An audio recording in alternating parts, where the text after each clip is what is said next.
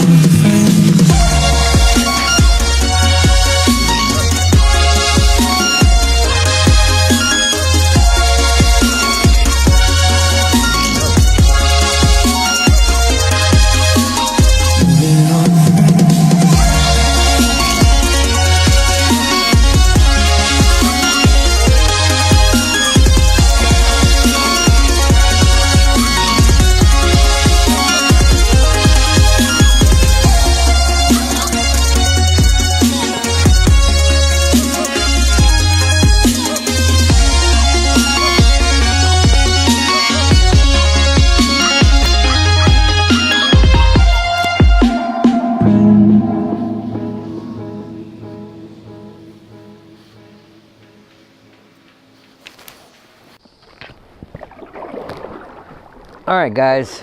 First of all, I'd like to say thanks for joining me today. It's been an amazing day. The weather has just totally cooperated today with us. We had a couple little sprinkles here and there, but overall, it's just been an amazing day. We still got that skunk in the boat, and it's driving me absolutely nuts.